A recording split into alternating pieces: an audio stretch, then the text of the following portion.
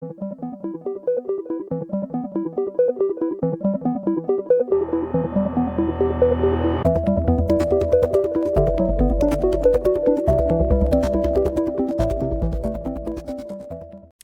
So let's disappear out of Canada for a bit, go back to the States where I think the best news comes from. It's most interesting news, that's for sure.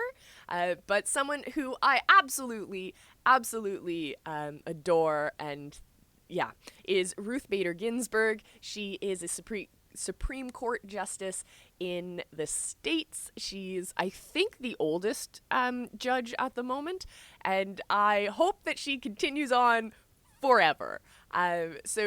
But the sad news right now is that she has announced that she is dealing with another battle of cancer, another recurrence.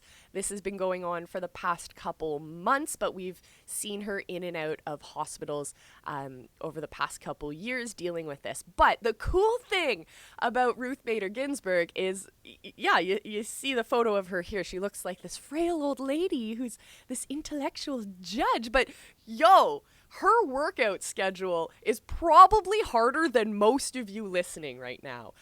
She is intense. I recommend, if you're looking for something to do right now and you want to get moving, check out her workout schedule. Her trainers published a bunch of stuff online, and you can try and follow along as well. I tried one day. It's a super awesome workout. It's accessible to a lot of different people. It's not heavy weights, but it's all about maintaining your body so that you can continue to do your job and to serve your community. And just as Ruth Bader Ginsburg has been doing that for decades. So let's learn a little bit more about this awesome lady. So Ruth Bader Ginsburg, who was born Joan Ruth Bader in 1933, is an American lawyer and jurist who is an Associate Justice of the U.S. Supreme Court. Ginsburg was appointed by President Bill Clinton and took the oath of office on August 10th, 1993. She's the second female justice, after Sandra Day O'Connor, of 4 to be confirmed to the court. And following O'Connor's retirement, and until Sotomayor joined the court, Ginsburg was the only female justice on the Supreme Court. Keep that in mind. Remember, she started in 93? Yeah, so a lot of people listening right now, you were alive in 93.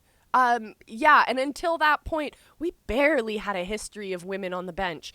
So that's scary. I think we need to evolve a little bit further past that. So if you're a young lady and you're listening right now, go to law school.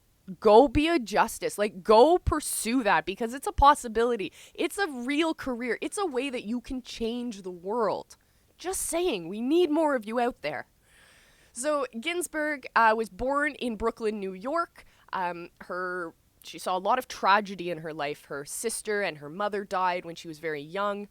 So I have a connection to her because of when you lose a parent when you're young, it's really difficult. And it kind of changes the way that you see the world. And I think a lot of people fall into one of two categories. You can either curl up in a ball and the world kind of becomes extra difficult, or you can find inside of you a kind of resiliency, a kind of fire that will light you and push you forward. So I think that's what she did, because she has been pushing and fighting for women's rights and for women's voice in the justice system since she started. And that's before 93. That's when she started in her education and in her community involvement. So she's super cool, super amazing, but we have seen a lot of health concerns from her. So remember, she's 87 right now. She's still working. She shows up every single day. I think you can count on like one hand how many days she's actually missed, which is huge compared to the other justices who sit on the bench with her. Just saying.